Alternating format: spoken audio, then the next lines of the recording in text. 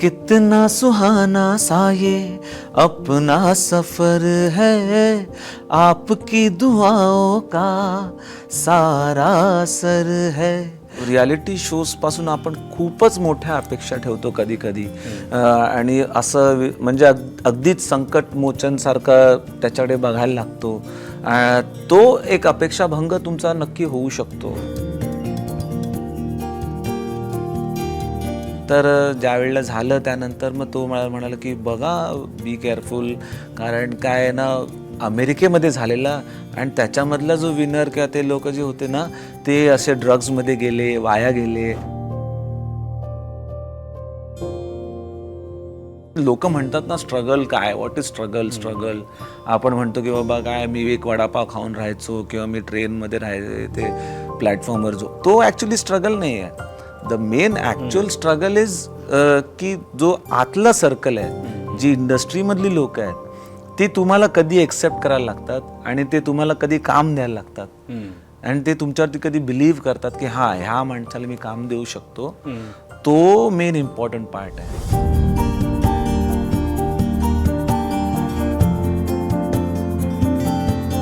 मराठी लोकांचाच एक गुण असू शकतो हा, की त्यांना पहिलं रिजेक्ट करायला आवडतं. अरे काय ते ठीकच आहे, कोण आहे ते, हा ठीक आहे, असं आहे ना. आणि ते मी खूप आपल्या लोकांमध्ये बघितलंय.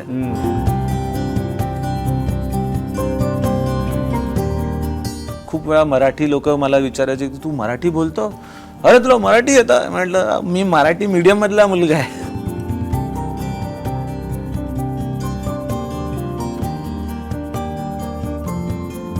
हाय, हॅलो, नमस्कार. सेलिब्रिटी पॉडकास्टमध्ये तुमचं स्वागत आहे. मुंबई तकने नवीन सेलिब्रिटी पॉडकास्ट सुरू केलेला आहे. आता आपल्याकडे असा एक गेस्ट आला आहे की 20 वर्षांपूर्वी, म्हणजे बरोबर 20 वर्षांपूर्वी 2005 साली तो या क्षेत्रामध्ये आला. त्याने पाहिलं सगळं, त्याने इतकं चांगलं गाणं गायलं, परीक्षकांची मनंसुद्धा जिंकली, प्रेक्षकांचीसुद्धा मनं जिंकली आणि एका मध्यमवर्गीय मराठी घरात जन्मलेला हा मुलगा पहिला भारताचा इंडियन आयडल झाला. त्याच्यानंतर मजल दरमजल करतच होता तो. काही गाणी त्याने हिंदी चित्रपटसृष्टीत गायली, काही गाणी त्याने मराठीतसुद्धा गायली. त्याचे अल्बम्स येत राहिले. पण कुठे ना कुठेतरी त्याच्या मनात ही खंत होती की मराठी चित्रपटसृष्टीने त्याला तितकंसं आपलंसं केलं नाही. काय माहिती त्याची कारणं, पण आता तोच सांगू शकतो. पण त्याच्यानंतर त्याने मराठी प्रेक्षकांची मनं जिंकण्यासाठी मराठी बिग बॉसमध्ये प्रवेश केला. त्याचा शांत संयमी स्वभाव रितेश देशमुखला तर आवडलाच, पण घरातल्यांना पण आवडला आणि घरातल्या बाहेर असलेल्या असंख्य मराठी प्रेक्षकांनाही तो भावला. त्याच्यानंतर त्याने अनेक अल्बमसुद्धा मराठीत केले आणि तो आता त्याला चित्रपटसृष्टी खुणावू लागली आहे. थोडासा अभिनयाकडे वळायचा त्याचा प्रयत्न आहे. असा कोण? असा एकच आहे आणि तो एकमेव आपला मराठी मुलगा अभिजित सावंत. अभिजित, तुझं स्वागत आहे माझ्या पॉडकास्टमध्ये. आणि थोडंसं थोडक्यात सांगितलं मी, कारण आहे प्रवास इतका मोठा की त्याला एक ओपनिंगला जवळपास तासभर जाईल. पण 20 वर्ष मागे वळून बघताना काय, म्हणजे काय येतंय मनामध्ये, की पहिला प्रथम काय येतंय डोक्यात? म्हणजे ती तर आमच्यासाठी फार मोठी गोष्ट होती, कारण तेव्हा आम्ही म्हणजे असं की अरे आपला मुलगा कोणीतरी, असंच प्रत्येकाचं होतं, आमच्या वयातल्या प्रत्येकाचं होतं त्यावेळेचं. पण तू स्वतःचं करिअर जेव्हा 20 वर्ष मागे जाऊन आता बघतोयस हे पूर्ण, तू कसं त्याला बघतोयस? माझ्यासाठी एक चमत्कार होता तो, कारण त्यावेळेला एखाद्या एवढ्या मोठ्या प्लॅटफॉर्मवरती आपलं म्युझिक किंवा आपली कला सादर करणं हा एक स्वप्नच होतं एका पद्धतीचं. कारण त्यावेळेला खूप जास्त शोज नव्हते, त्यावेळेला जास्त प्लॅटफॉर्म्स पण नव्हते आणि आपले प्रयत्न जरी असतील, कितीही लेवलचे प्रयत्न असतील, तर तुम्हाला एवढं माहिती होतं की तुमची पोहोच तेवढी मोठी नाही आहे. तुमची एवढी पोच नाही झालेली आहे की तुम्ही टेलिव्हिजनवरती परफॉर्म करू शकाल किंवा फिल्म्समध्ये परफॉर्म करू शकाल. तर स्वप्न पण छोटी असायची, कारण माहितीच नाही, कारण मध्यमवर्गीय आपले मराठी आपले राहणारे जेवढं काय असेल. पण त्यांना टेलिव्हिजननी त्यावेळेला एक रियालिटी शोच्या द्वारे लोकांसमोर आणलं आणि आम्हाला एक स्वप्न, आम्हालाच नाही पण आय थिंक खूपशा नंतरच्या पण पिढींना एक स्वप्न दिलं की तुम्ही इथपर्यंत पोहोचू शकता. तुम्हाला गॉडफादर किंवा कोणत्या सपोर्ट सिस्टीमची गरज नाही, तुम्ही आपलं जर गोष्टी व्यवस्थित कराल आणि पुढे जर रस्ते बघत राहाल तर तुम्हाला मिळतील चान्स. तर तो एक मोठा चमत्कार माझ्यासाठी होता त्यावेळेला. आणि तो समजणं किंवा तो ॲब्झॉर्ब करणं, ती एनर्जी ॲब्झॉर्ब करणं, एवढ्या मोठ्या मोठ्या लोकांना भेटणं, हे सगळं करता करताच माझी खूपशी वर्ष गेली. स्वतःला त्या फील्डमध्ये सामावून घेण्यालाच मला खूप वर्ष लागली. पण मुळात तो काळ भारतीय टेलिव्हिजनवरचा रियालिटी शोचा काळच नव्हता. माहिती नव्हतं, रियालिटी शो हा शब्दच लोकांना माहिती नव्हता. बरोबर. हे तुमचं पहिलं काही कार्यक्रम आहेत रियालिटी शो. इंडियन आयडलच तुमच्यापासून सुरू झालं. म्हणजे असं काही असतं, स्पर्धा असते, मग त्याच्यामधनं एक एक माणूस जातो दर आठवड्याला. हे आम्हाला त्यावेळेपासून कळायला लागलं. तू तर म्हणजे एकदमच तुझ्यासाठी हे सगळं नवीन होतं. आज कुठेतरी कॉलनीत मित्रांबरोबर उभा असलेला किंवा कॉलेजमधनं एक अभ्यास करत असलेला अगदी छोट्याशा घरात राहणारा माणूस, त्याची स्वप्न पण छोटी असतात. अचानक हे स्टार होणं हे चांगलं असतं कसं असतं? म्हणजे आमच्यासारख्या लोकांना हे माहित नाही, मध्यमवर्गीयांना, की हे स्टार होणं, अचानक एका दिवसात स्टार होणं, हे तुला झेपलं तेव्हा? त्यावेळेला ॲक्च्युली बघायला गेलं तर खूप डिफिकल्ट होतं. कारण तुम्हाला म्हणजे ॲज अ पर्सन मला त्यावेळेला हेच कळत नव्हतं की कोणाशी कसं बिहेव करायचं आहे, कोणाला काय बोललं पाहिजे, कोणाला काय नाही बोललं पाहिजे. कारण मी असं पण नव्हतं की मी प्रोफेशनली मी काम करायला सुरू केलेलं. मी फक्त म्युझिक शिकलेलो आणि शिकत होतो. आणि नंतर आता मला कुठेतरी दुसऱ्या गोष्टी मिळतील, काम सुरू करेन ही एक अपेक्षा होती, जे मोठ्या लेवलला, एक प्रोफेशनल लेवलला. तर त्यामुळे अचानक तुम्ही पूर्ण तो सरपास करून एकदम ते सापशिडीसारखं एकदम डायरेक्ट शिडी भेटून तुम्ही 99वाल्या पोझिशनवरती पोचताना त्या पद्धतीचा एक माहोल होता की आता बघू, ॲब्झॉर्ब करायचं, ऑब्झर्व करायचं, लोकांना समजून घ्यायचं, की स्वतःच्या गोष्टी पुढे मांडायच्या आणि पुढे जायचा रस्ता बनवायचा. हे कळणं खूपच डिफिकल्ट होतं. आणि प्लस असं पण नव्हतं की काय मार्गदर्शन होते किंवा काय घरातली मंडळी होती ज्यांनी करिअर बघितलं आहे किंवा अशा मुलांना फॉलो, असं पण काय नव्हतं. त्यामुळे हा प्रवास स्वतःच धडपडून मग परत उभं राहून त्या गोष्टीमधून शिकून असा हा आत्तापर्यंतचा प्रवास मी म्हणेन माझा राहिला आहे. आजकाल प्रत्येक कॉलनीमधल्या जवळपास 10 घरांमधले पालक हे आपल्या मुलांना कुठल्या ना कुठल्या तरी रियालिटी शो मध्ये जाण्यासाठी ते खूप प्रयत्न करत असतात. तो काळ तर तसा नव्हताच, तुम्ही स्वतःहून सामील झालेला होतात. पण हे असे लोकांची स्वप्न आहेत आपल्या मुलांना तिकडे घेऊन जाण्याची, की नाही आमच्या मुलांमध्ये टॅलेंट आहे. पण खरंच ह्या रियालिटी शो संपल्यानंतर तुम्ही त्याचे विनर असाल किंवा तुम्ही उपविजेते असाल, तुम्ही फेमस झालेले असाल, या रियालिटी शोजचा खरंच तुमच्या खाजगी आयुष्यामध्ये किंवा पर्सनल आयुष्यामध्ये फायदा होतो? तुम्हाला कामं तेवढी त्या प्रमाणात मिळतात असं होतं?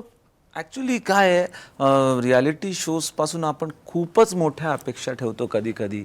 आणि असं म्हणजे अगदीच संकटमोचनसारखं त्याच्याकडे बघायला लागतो. तो एक अपेक्षाभंग तुमचा नक्की होऊ शकतो. कारण सगळ्यांच्या वाट्याला सगळं इक्वल नाही येणार आहे. हे तर लिहिलेलंच आहे त्या शोमध्येच आहे की सगळ्यांच्या वाट्याला इक्वल नाही येणार आहे. आणि आपण नेहमीच म्हणतो की लाईफ इज अनफेअर. तर ते तर आहेच तो एक की तुम्ही किती चांगले आहेत, किती वाईट आहेत, सगळीकडेच आहे, समाजामध्ये आहे की जो चांगलं सगळं करतोच आहे त्याला सगळं चांगलंच मिळेल याची काही गॅरंटी नाही आहे. त्यामुळे हाच एक रियालिटीचा पण गुणधर्म आहे आणि रियालिटी शोजचा पण तोच एक स्वभाव आहे, नेचर आहे असं म्हणू शकतो. त्यामुळे चान्सेस मिळणं हा तुमच्या मेहनतीवर, तुमच्या कामावरती पण अवलंबून आहेत गोष्टी. त्यामुळे फक्त शोवरती डिपेंड राहणं किंवा शोनेच काम मिळेल अशी गॅरंटी तर डेफिनेटली नाही मिळू शकत.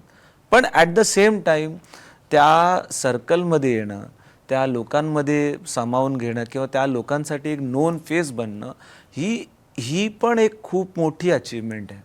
पण ही शोकांतिका नाही का अभिजित, की तुझ्यासारखी माणसं आता आम्हाला माहिती आहेत 20 वर्ष, तुम्ही सतत मेहनत करून तुम्ही खस्ता पण खाल्ल्या, तुम्हाला पश्चात्ताप पण झालाय कधी कधी, तुम्ही वाईट काळात पण होता तरी पण तुम्ही लढत राहिलात. पण अशी तुझ्याकडे पण उदाहरणं असतील की अनेक रियालिटी शो मधली किंवा तुझ्या बरोबरची या रियालिटी शो मधली मुलं कुठे आहेत आता ती माहितीच नाहीयेत, किंवा त्यावेळेला ती फेमस झाली होती पण आता त्यांचं नाव पण कोणाला माहिती नाहीये. मग ही जी मुलं आहेत किंवा ही जी पिढी आहे तेव्हा इतकी तरुण असतात, ही फ्रस्ट्रेशनमध्ये जातील, हे जातील, ही भीती नाहीये का? तू बघितलेली असेल अशी काही उदाहरणं? नाही, तुम्हाला गंमत म्हणून मला मला ज्या वेळेला मी आयडल झालो त्यावेळेला आम्ही एका शोला गेलो आणि एका माझा मित्र म्हणजे तो पण सिंगरच होता आणि त्या आधी मी त्याच्याकडून गायडन्स घ्यायचो कारण तो सिनियर होता. तर ज्या वेळेला झालं त्यानंतर मग तो मला म्हणाला की बघा बी केअरफुल, कारण काय आहे ना अमेरिकेमध्ये झालेला आणि त्याच्यामधला जो विनर किंवा ते लोक जे होते ना ते असे ड्रग्समध्ये गेले, वाया गेले, आयुष्य त्यांचं संपलं किंवा अमेरिकन आयडॉल बँक करप्सी आली. कारण सगळंच अचानक मिळतं, तुम्हाला सगळंच सौजन्य अचानक मिळालं, मग ते जाऊ पण शकतं, मग ते कसं हँडल करायचं. तर ती एक भीती माझ्या मनामध्ये नेहमीच राहिली, आयुष्यभर राहिली पूर्वीच्या काळात. कारण सगळे येऊन मला हेच पहिलं म्हणायचे की बाबा बघा डोक्यात हवा जायला देऊ नको. तर ते एक असतं.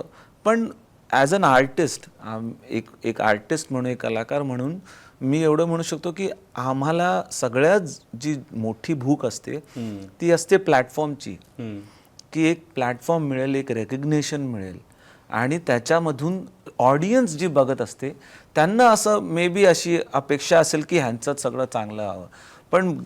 पण एका आर्टिस्टला इम्पॉर्टंट असतं ॲप्रिसिएशनचं, की लोक समोर जी माझी कला ऐकतायत, मी ज्यांच्यासमोर कला सादर करतोय त्याची संख्या तर मोठी असली पाहिजे.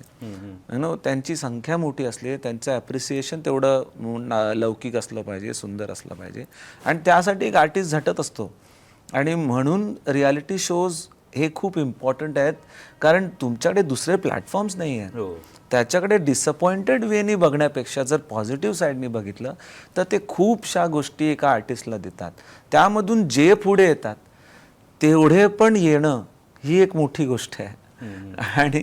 आणि जेवढे गाळले जातात किंवा जेवढे जातात ते मी म्हणेन ते त्यामध्ये 50% त्यांचं कर्म पण असतं. इट इज आणि बाकीच्या गोष्टी पण आहेत, डेफिनेटली दुसऱ्या गोष्टी पण आहेत, पण एक स्वतःचा नेचर, स्वतःचा बिहेवियर, स्वतःवरती आलेल्या गोष्टी ते कसे झेलतायत ह्या गोष्टींना पण म्हणजे खूप इम्पॉर्टंट आहेत या गोष्टी, कशा ते हँडल करतात आणि त्यावरती पण त्यांचं करिअरचं चांगलं किंवा वाईट हे असतं. पण तुझ्या बाबतीत काय झालं, म्हणजे इंडियन आयडल झाल्यानंतर तुझा मोहम्मद लुटाऊंगा अप्रतिम गाणं खूप चाललं, लोकांनी डोक्यावरती घेतलं.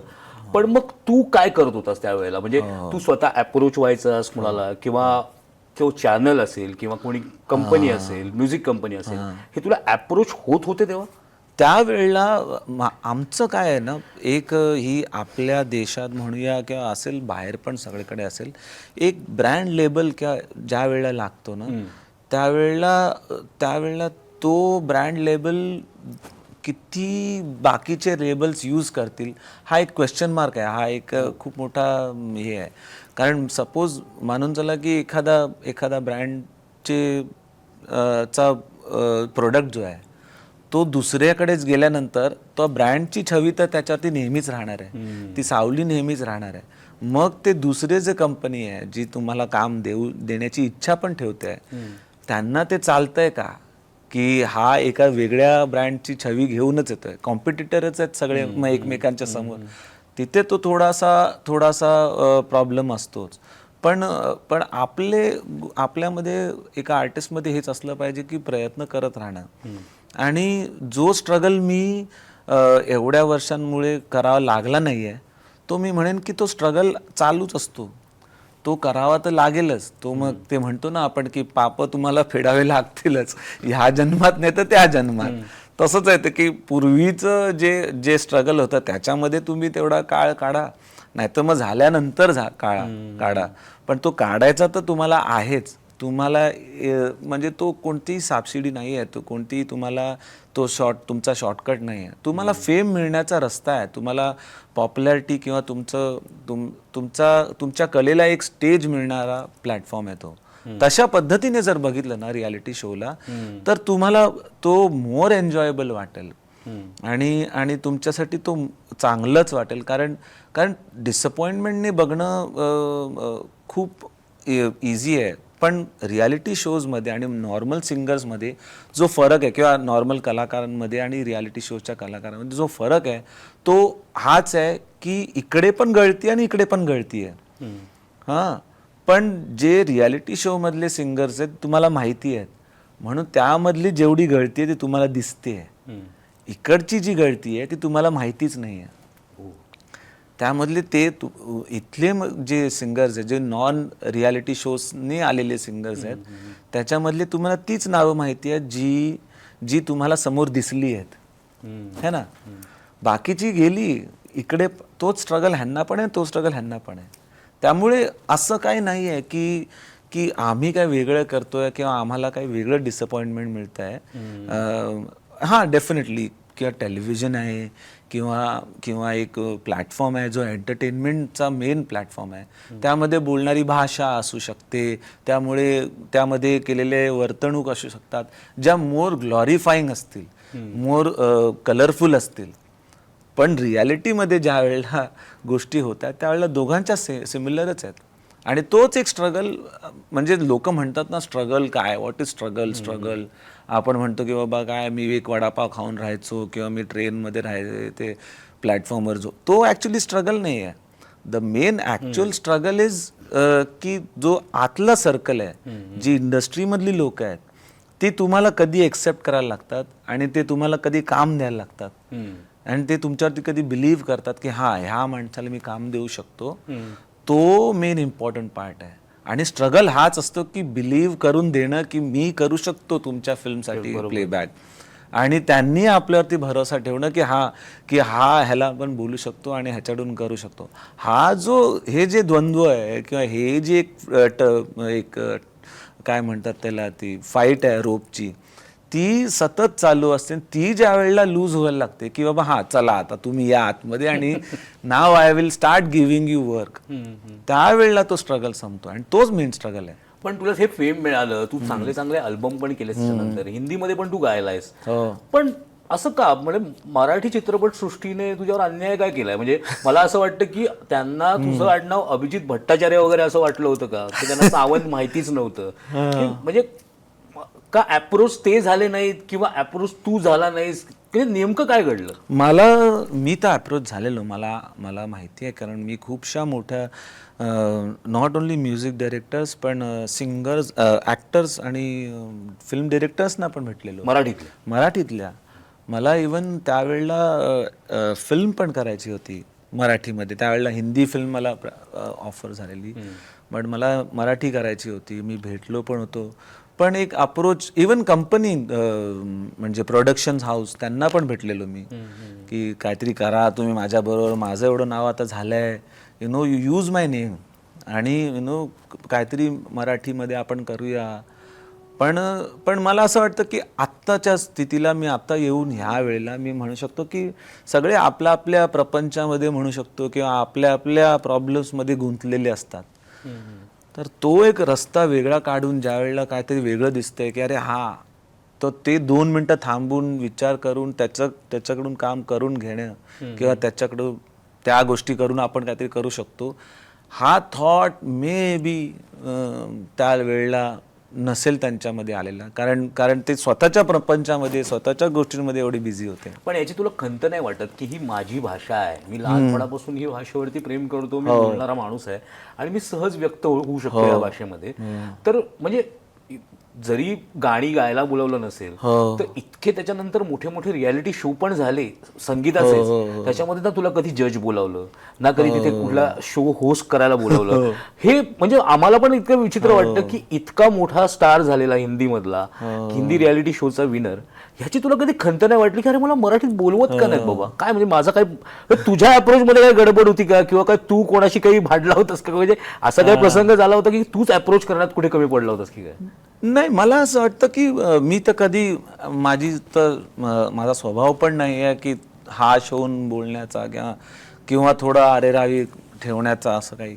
त्यामुळे माझं कधी असं कोणाशी वाजलं पण नाही. आजही जे ओळखीचे आहेत ते अजूनही तितकेच ओळखीचे आहेत. पण मे बी जसं मी म्हटलं की त्यांचेच स्वतःचे एवढे प्रॉब्लेम चालू होते, त्यांना नव्हता तो वेळ की आपण काहीतरी करूया. आणि प्लस हे आपला एक म्हणजे मराठी लोकांचाच एक गुण असू शकतो हा, की त्यांना पहिलं रिजेक्ट करायला आवडतं.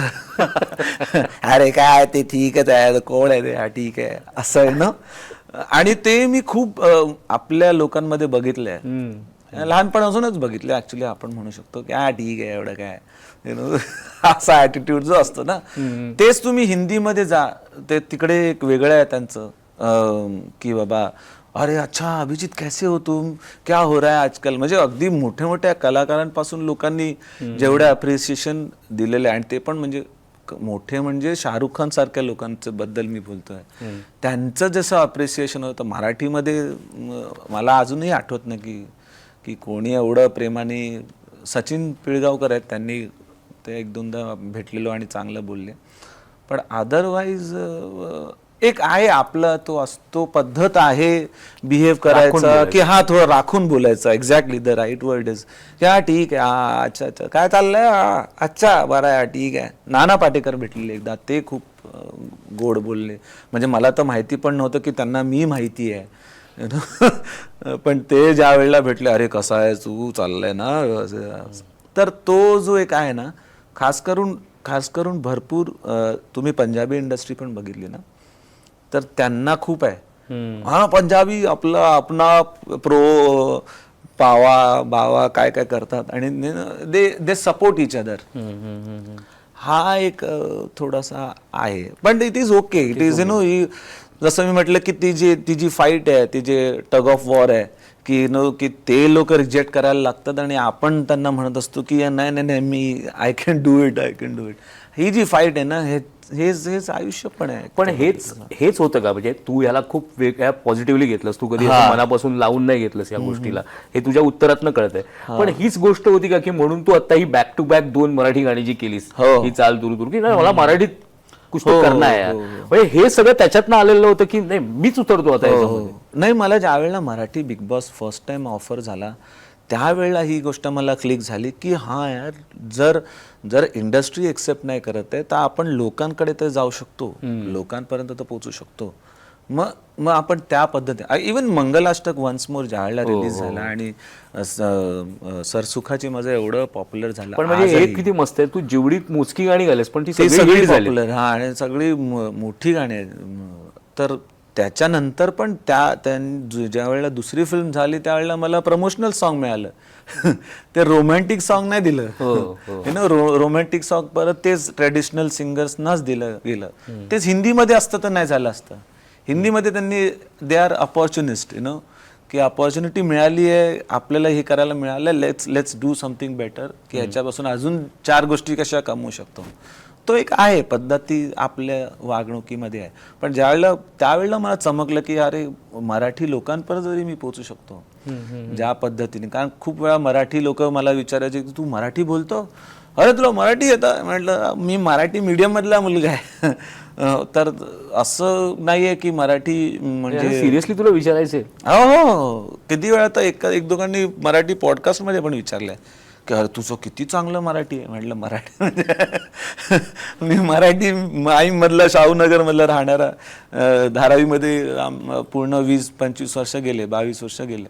त्यामुळे हा एक आहे, एक संभ्रम म्हणूया, एक लोकांना हे माहिती नव्हतं. का आयडलमध्ये आल्यावरती डायरेक्ट असं सगळं हिंदीच होणारं, हिंदीच बोलणारं होतं, हा असं काहीतरी असेल. त्यामुळे आपण एक्सपेक्टच नाही करत ना की मराठी मुलगा जाऊ शकतो तिथपर्यंत, तर ते एक होतं, एक आहे.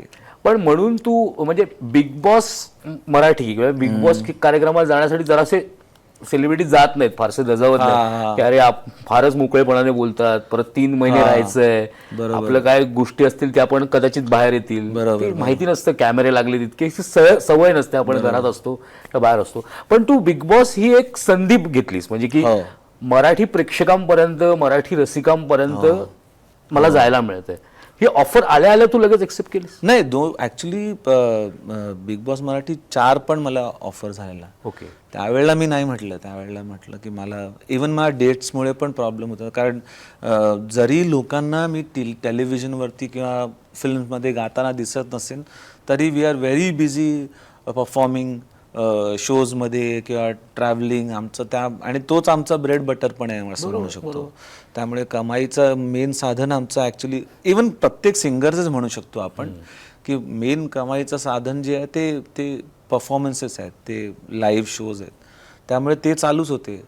आणि ज्यावेळेला तो चौथा भाग ज्यावेळेला मला ऑफर झालेला त्याच्यानंतर मग मला म्हटलं मी म्हटलं की 5वा आपण करू शकतो. कारण केलं पाहिजे, कारण आपण लोकांसमोर गेलं पाहिजे. लोकांना त्यांना कळलं तर पाहिजे की मी आहे.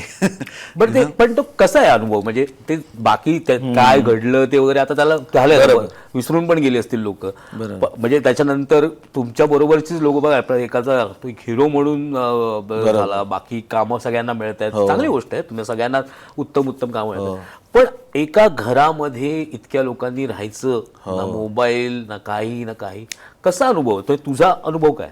मी ॲक्च्युली आयुष्यात कधीच एकटा किंवा माझ्या फॅमिलीपासून इतका लांब राहिलोच नाही आहे. म्हणजे अगदी जन्मल्यापासून एक तर आमची कॉमन फॅमिली होती, सगळे काका सगळे आम्ही एकत्र राहायचो. त्यानंतर पण आई वडील होते पूर्ण आयुष्यभर, त्याच्यानंतर बायको आहे. त्यामुळे कधीच मी तो कधी असतं ना स्ट्रगलसाठी आपण एकटे राहिलो आहे. 2 दिवस मी घरात एकटा नाही राहिलो. फक्त ट्रॅव्हल ज्या वेळेला करतो त्यावेळेला मी असतो. त्यामुळे सवय नव्हती आणि तोच एक मोठा प्रॉब्लेम होता. पण मला नेहमी असं वाटायचं की आपण ॲज अ पर्सन जे काय आहोत तेच आपण प्रेझेंट करूया, कारण ते आपण सस्टेन पण करू शकतो.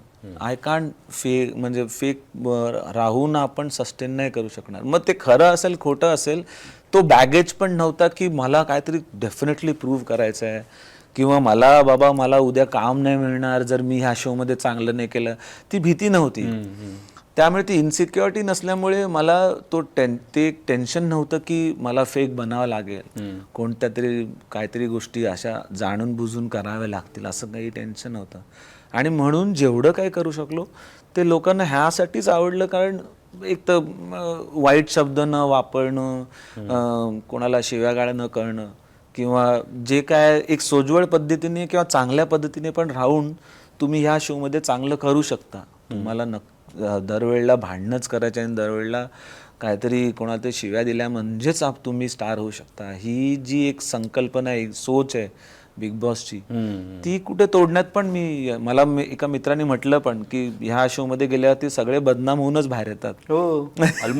ऑलमोस्ट तूच एक आहे जो इथपर्यंत पोहोचला आणि काय तुझं नाव खराब नाही झालं. तर ती एक अशी गोष्ट आहे. पण मराठी बिग बॉस नंतरचा अभिजित सावंतकडे बघण्याचा अप्रोच कसा होता इंडस्ट्रीचा? म्हणजे इंडस्ट्री असेल, लोकांनी तर तुला डोक्यावर घेतलंच, लोकांचं खूपच प्रेम मिळालं तुला, म्हणजे कधीच तुझ्याबद्दल कधी निगेटिव्ह कमेंट त्याच्यात आल्या नाहीत, किंवा ते काय तुम्ही जायचात आतमध्ये आणि ते बघायचं त्याच्यामध्ये पण तुला फारसं कधी असं इतकं वाईट कमेंट आलं नाही की तू वाईट वागतोयस किंवा तू वाईट दिसतोयस. पण इंडस्ट्रीने कसं बघितलं नंतर अभिजित सावंतकडे? अजूनही तसंच आहे, जास्त काही एवढा मोठा फरक नाही पडलेला आहे. पण जसं मी म्हटलं की लोकांपर्यंत मी पोहोचू शकलो, त्यामुळे आता जे काही गाणी चालली आहेत, म्युझिक चाललंय, आता मी एक श्रेयस बरोबर ज्यांनी तांबडी चांबडी बनवली त्याच्याबरोबर कोलॅब करून आम्ही एक मराठी हिंदी असं गाणं करतोय. आता एक नवीन म्युझिक डायरेक्टर्स आहेत, त्यांच्याबरोबर एक गाणं केलंय. त्यामुळे ह्या गोष्टी करतोय. आणि आता बिकॉज ज्या वेळेला मी सुरुवात केलं त्यावेळेला एक तुम्ही विचार करा, त्यावेळेला आपल्याकडे फक्त टेलिव्हिजन हाच एक प्लॅटफॉर्म होता आणि मग सिनेमा. पण आता तुमच्याकडे सोशल मीडिया पण आहे. त्यामुळे आत्ता जर आधी मी विचार करत होतो की बाबा लोकांसमोर पोचायचं आहे, ठीक आहे पोचलो आता, पण त्याच्यानंतर काय? आज तुम्ही जर परत तुम्हाला रिवाईव्ह करू शकलात तर मग तुमच्या समोर सोशल मीडिया हा एक प्लॅटफॉर्म आहे, आणि त्याच्यावरती तुम्हाला मेहनत करावी लागेल, तुम्हाला आपलं गोष्टी सादर कराव्या लागतील. आणि मग तुम्ही ते म्हणतात ना आपण काय B2B बिझनेस, तसा नाही आहे. ते डायरेक्ट आता तुम्ही कन्झ्युमर C2C झालं आहे, तर ते कन्झ्युमर टू हे तसं आहे ते. त्यामुळे आता मी डायरेक्ट लोकांशी कॉन्टॅक्ट करू शकतो त्यांच्याशी, माझी जी ऑडियन्स आहे त्यांच्यापर्यंत माझं म्युझिक पोहोचू शकतो. पण अभिजित, हे सगळं तू सांगत असताना एक काळ असाही होता तुझ्या आयुष्यामधला की तू पण फ्रस्ट्रेशन लेवलला गेलेला होतास. थोडंसं स्थिती नव्हती तुझी बरोबर, मानसिक स्थिती असेल किंवा तुला काही टेन्शन्स असतील जे काय असतील. पण हे आत्ताच्या सिंगर्स किंवा जे नवीन येत आहेत, जे रियालिटी शो मधनं बाहेर पडत आहेत, ते तुला बघतायत, तर त्यांना तू काय सांगेल की ज्या फेजमधनं तू गेलास त्या फेजमधनं तू बाहेर सुद्धा आलास, हे काय होतं, म्हणजे काय नेमकं झालं होतं तेव्हा?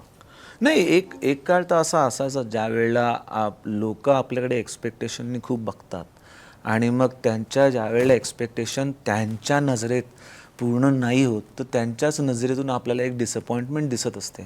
आणि मग ती डिसअपॉइंटमेंट ज्या वेळेला आपल्यापर्यंत पोचले त्यावेळेला आपल्याला पण त्याच्याबद्दल निराशा असते. आई वडील म्हणा किंवा तुमचे मित्रमंडळी म्हणा, तुमचे ऑडियन्स म्हणा, त्यांचे जे एक्सपेक्टेशन्स होते ते पूर्ण नाही झाल्याचं एक डिसअपॉइंटमेंट दिसायला लागतं. And then you start feeling that insecurity, that problem, आपलं डिप्रेशन एक टाईपचं येतं की काय होईल करिअरमध्ये पुढे काय माहिती, पण आत्ता मला असं वाटतं की त्या सगळ्या फेजमधून निघाल्यानंतर आज मी हे सांगू शकतो की तो फेज पण खूप जरुरी असतो लाईफमध्ये, आयुष्यात. कारण तो तुम्हाला खडाडून उठवतो, जागवतो, तुम्हाला एक नवीन रस्ता शोधण्यासाठी प्रवृत्त करतो, प्रेरणा देतो की नाही काहीतरी वेगळं करून बघूया ना, काहीतरी नवीन गोष्ट ट्राय करूया, म्युझिक काहीतरी वेगळ्या पद्धतीने लोकांपर्यंत पोचूया.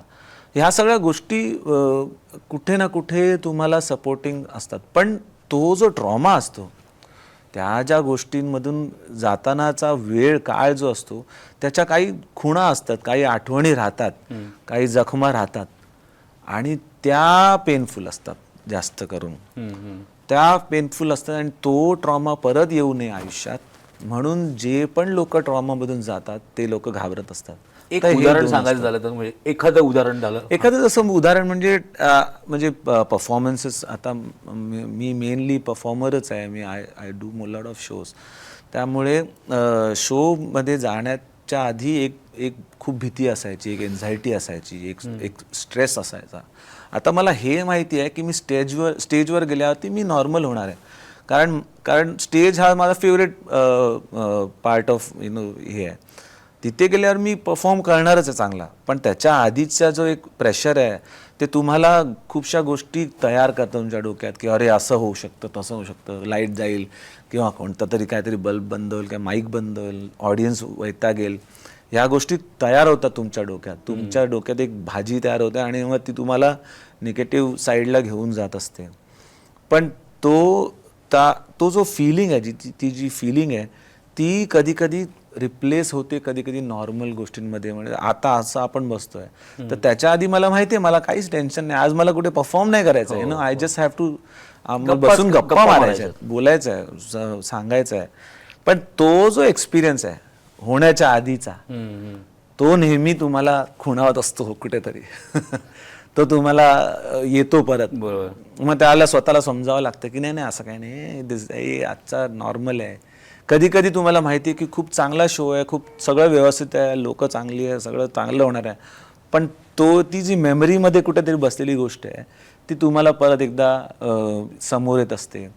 आणि म्हणून ती जी आठवण आहे ती न आली तर त्या गोष्टीमधून काय तुम्ही चांगलं जे कमवलं आहे ते तुम्हाला पुढेच घेऊन जाईल असं मला वाटतं. आम्हाला बिग बॉस मध्ये एक गोष्ट काय जाणवली ना की तू पक्का घरगुती माणूस आहेस. म्हणजे असा, कारण ती बायको किंवा मुली जेव्हा आल्या तेव्हा तुझ्यातला जो एक बाप असेल, नवरा असेल, तो दिसला ह्या टिपिकल मराठी मध्यमवर्गीय माणूस आहे. तो कितीही मोठा सेलिब्रिटी झाला कोणी आपल्यासारखा, पण तो घरी आला की तो घरगुती माणूस होऊन जातो.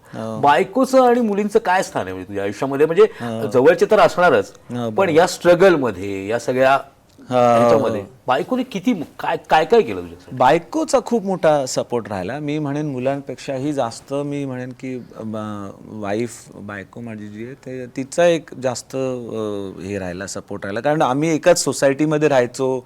तिने माझा थोडा स्ट्रगल सुरुवातीचा काळ बघितलाय. आम्ही इथे जसं मरीन ड्राईव्हवरती फिरायला यायचो आणि मग ते मोठे मोठे स्वप्न, एक जसं टिपिकल कपल्स जे असतात, यंग कपल 18-19 वर्षाची कपल्स असतात, ते मोठे मोठे गोल बनवतात, एकमेकांबरोबर शेअर करतात. त्यामुळे ते जे एक टिपिकल कपल बिहेवियर असतं, ते जे ज्या वेळेला पुढे जाऊन मॅच्युअर कपलमध्ये चेंज होतं ना, त्यावेळेला त्या गोष्टींची व्हॅल्यू खूप जास्त असते, की आपण जे विचार करत होतो त्या आपण अचीव केल्यात. आणि मग त्यासाठीची लागणारी एनर्जी आहे ती खूप इम्पॉर्टंट असते. सपोर्टिव्ह हँड जो तुम्ही म्हणालात, सपोर्ट सिस्टीम जी आहे ती खूप स्ट्रॉंग होत जाते. आणि मग ते असं होतं की जसं अगदी अक्षरशः माहिती आहे की आज काहीतरी तुम्हाला काहीतरी चुकलंय आणि मग त्यांना कळतं की बाबा ह्याचं काहीतरी आज वाईट झालंय किंवा काहीतरी आहे.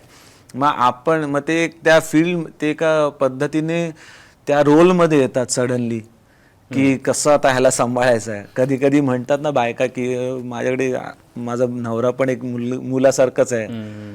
तर तो जो फॉर्म होता, तो जो पार्ट होता, कारण आई वडिलांना आपण सांगू नाही शकत. आपल्याला त्यांना ट्रॉमा द्यायचा नाही, आपल्याला त्यांना तो प्रॉब्लेम नाही द्यायचा आहे. मग आपण शेअर करण्यासाठी तो जो व्यक्ती एक असतो, ती वाईफ असते किंवा हस्बंड असतो.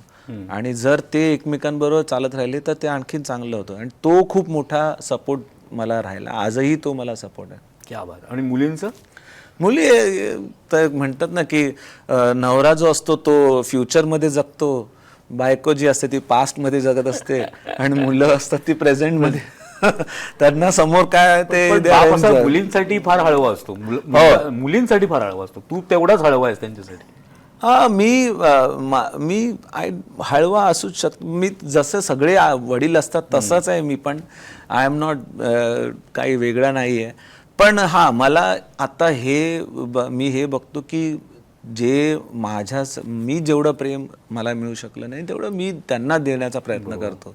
ज्या गोष्टींपासून म्हणजे मी डिफिकल्ट पद्धतीने पडल्यानंतर मग समजल्या त्या गोष्टी मी त्यांना प्रॅक्टिस करण्यासाठी लावतो, की बाबा तुम्हाला कसं फेस करायचं आहे दुनियेला, लोकांना, किंवा फेलियरला कसं फेस करायचं. That is more important. हे जरुरी नाही की तुम्ही त्यांना फक्त चांगल्याच पद्धतीने आणि चांगलंच देण्याचा प्रयत्न करा, पण एखादी गोष्ट वाईट झाल्यानंतर त्यांच्याकडे एक बॅकिंग साईड असली पाहिजे, एक सपोर्ट सिस्टीम असले पाहिजे. आत्ता गरज त्यांना जास्त आहे माझ्यापेक्षा, मला त्यांची जितकी गरज त्याच्यापेक्षा. त्यामुळे ते मी जास्त करतो आणि त्याच्यामध्ये खूप मजा येते ॲक्च्युली. अभिजित सावंतला स्वतःमधली एखादी गोष्ट बदलायची असेल, स्वभाव असेल, काही वेगळी गोष्ट असेल, ती त्याने बदलली आहे किंवा काय बदलायची आहे, आधीच बदलली आहे की वाटते तुला बदलावी, अशी काही गोष्ट आहे? असतात भरपूर गोष्टी आहेत. म्हणजे मला बदलण्यापेक्षा मी म्हणेन की मी जास्त अजून तरबेज झालो त्या गोष्टींमध्ये. तर मी त्या पद्धतीने बघतो. माझ्यात वाईट गुण माहिती नाही आहेत की नाही, असेल म्हणजे आळशीपणा मी म्हणेन की वाईट गुण असेल माझा, पण तो प्रत्येकाचा वेगळ्या पद्धतीने असेल. म्हणजे माझे काय नातेवाईक पूर्ण दिवस झोपून राहतात, तर तो पण त्यांच्यासाठी तो चांगला दिवस आहे त्यांच्यासाठी. मी 1 तास जरी झोपलो तर मला असं वाटतं की मी आज दिवसामध्ये 1 तास वेस्ट केला आहे ना.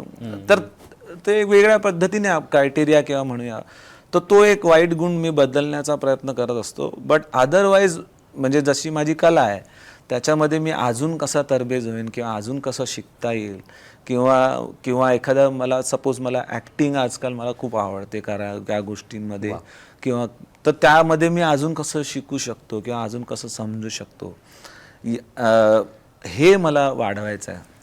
पण अभिनेता अभिजित सावंत आम्हाला कधी दिसणार आहे? काही सुरू आहेत का प्रयत्न? नाही, असं काही प्रयत्न माझे असं काही हे नाही आहे. मी अप्रोच करतोय लोकांना, बट मी असं नाही म्हणणार की काहीतरी करतोय मी आता, असं काही नाही आहे माझ्या डोक्यात, पण असं काही नाही आहे. मी आता मला मिळालेली, जसं मी म्हणतो की एक पद्धतीने सेकंड संधीच आहे नंतर आफ्टर बिग बॉस मिळालेली. अँड आता मी ज्या माझ्या मनातल्या गोष्टी आहेत, ज्या प्रकारचं म्युझिक मला लोकांसमोर सादर करायचं आहे, ज्या गोष्टी करायच्या त्या गोष्टी मी करण्याचा प्रयत्न करतोय. फायनान्शियली म्हणा किंवा करिअर वाईज म्हणा, हा मला प्रॉब्लेम नाही आहे. मला हे आहे की मी लोकांपर्यंत 50-1 गाणी अशी जमा झाली पाहिजे दर वर्षामध्ये, की बाबा ही एवढी अभिजितची गाणी आहेत. आता तो माझा एम आहे किंवा तो माझं माझ्या हातातलं गणित पण आहे असं मी म्हणू शकतो. तुझ्या कॉलेजमधली मित्रमैत्रिणी असतील किंवा मित्र आपलं एक टोळकं असतं ना, टोळकं, जे कधी सुटत नाही. आपण किती मोठे झालो, त्यांच्यातलं कोणी मोठं झालं, कधी ना कधीतरी ती भेट ठरलेली असते. ती मंडळी आजही तुझ्या कॉन्टॅक्ट मध्ये असतात, तुला शिकवत असतात अजूनही, कारण तीच खरी माणसं असतात की जी बिंदास बोलू शकतात आपल्याशी. माझ्या ऍक्च्युली म्हणजे माझ्यासाठी खूप जास्त इम्पॉर्टंट माझी वाईफच राहिली आहे, कारण तीच माझी फ्रेंड पण होती सगळ्यात बेस्ट, आणि मग गर्लफ्रेंड आणि नंतर मग वाईफ पण. त्यामुळे जे काय सांगितलं जे काय तीच आहे ह्याच्या समोर. बाकी माझे कॉलनीतले फ्रेंड्स आहेत. तुम्हाला थोडं आश्चर्य वाटेल आणि सांगा कोण असतील तर कमेंट करा म्हणावं, पण माझे ना शाळेतले मित्र आहेत ना माझे कॉलेजमधले मित्र आहेत. आणि मला असं वाटतं की मी खूप विचित्र माणूस आहे ह्या गोष्टीमध्ये, कारण मी फ्रेंड्स नाही बनवले आतापर्यंत आयुष्यात. माझे जे कॉलनीमधले 5-6 फ्रेंड्स आहेत तेवढेच आहेत, आणि आता इंडस्ट्रीमध्ये जे ओळखीचे लोक आहेत, पण तरी सुद्धा अगदी हाताच्या बोटावर मोजण्या इतकेच लोक आहेत जे माझे ओळखीचे आहेत. आणि सजेशन वाईज जर मी म्हणेन की कोण मला सजेशन देईल किंवा नाही देईल, मी उलटं मागतो लोकांकडे. आणि माझा असा नेचर पण नाही की मी नाही बोलणार, नाही एक्सेप्ट करणार, असा नेचर पण नाही आहे. पण तरीसुद्धा कोण देत नाही मला suggestion, I don't know Y. किंवा मग असे सजेशन मिळतात जे प्रॅक्टिकल नाही वाटत, की आमच्या प्रोफेशनमध्ये तसं नाही चालत बाबा, असं सांगा असं इच्छा होते कधी कधी. मला एक शेवटचा प्रश्न तुला विचारायचा आहे की समज तू अभिजित सावंत नाही आहेस, कोणीतरी वेगळा आहेस, तू अभिजित सावंतला काय रेट करतोस? म्हणजे अभिजित सावंत कसा माणूस आहे? Very interesting. मी असं कधी खरं सांग. मला असं वाटतं की एक खूप चुकीच्या पद्धतीने समजला जाणारा एक माणूस आहे मी, किंवा अभिजित सावंत आहे असं मी म्हणू शकतो, कारण त्याला समजण्यासाठी थोडं वेगळ्या पद्धतीने विचार करावा लागेल. हा ॲज अ अभिजित सावंत मला खूप वेळा वाटतं की मे बी माझ्या आयुष्यामध्ये असं झालं की माझी वाईफ जी आहे ती खूप मोठ्या टाईमपर्यंत माझ्या मानगुटीवरतीच असल्यामुळे दुसरं काय सपोर्ट सिस्टीम नव्हता. त्यामुळे ती जितकं चांगलं समजते आणि त्या कम्फर्ट झोनमध्ये राहिल्यामुळे मी जास्त मित्र नाही बनवले. आणि तो पण एक नेचरचा मला वाटतं प्रॉब्लेम आहे की I am not so friendly with people. I am not a bad person. किंवा तुम्ही मला पार्टीला बोलवा, अभिजित सावंत बद्दल बोलतोस? Abhijit Sawant is not a bad person. तुम्ही मला कुठे म्हणजे त्याला बोलवाल तर तो येईल आणि मजा करेल, त्याला काही प्रेशर नाही, त्याला काही टेन्शन नाही. पण तरी सुद्धा तुम्हाला म्हणजे जर मी अभिजित सावंत नसेल तर मला असं वाटतं की मला जे बाहेरचे आउटर सायकल आहे they are tends to ask me की ह्याला काहीतरी वेगळं ट्रीट करावं लागेल किंवा काहीतरी असं आहे. पण तसं नाही आहे. मनात काही राहिलंय तुझ्या की काहीतरी करायचंय मला? म्हणजे अशा तर अनेक गोष्टी असतात, पण काय अजून इच्छा आहे तुझ्या मनातलं? काय आहे की आज बोलून टाक की तुला काय करायचं अजून? मला ॲक्च्युली जसं तुम्ही म्हटलं ना की एक करिअर वाईज जे काय आहे ते आहे, पण आय एम नॉट सॅटिस्फाईड. आणि मला पण माहिती आहे, माझ्या ऑडियन्सना माहिती आहे, माझं ज्या वेळेला पदार्पण झालं पण या इंडस्ट्रीमध्ये त्यावेळेला पण ज्या लोकांच्या एक्सपेक्टेशन होत्या आणि ज्या प्रकारे गोष्टी मोठ्या होत्या, ज्या लेवलच्या मोठ्या होत्या, त्या खूप कमी लोकांना मिळतात. मला जितकं फेम म्हणा, पॉप्युलॅरिटींना ते खूपच कमी लोकांना मिळतात. आजही लोक त्याबद्दल बोलतात 20 वर्षानंतरही. तर त्या पॉप्युलॅरिटीला किंवा त्या नावाला जागण्याचा प्रयत्न हा एक मोठा स्ट्रगल माझ्या आयुष्यात चालू आहे, आणि तो may be that is the only problem I am facing.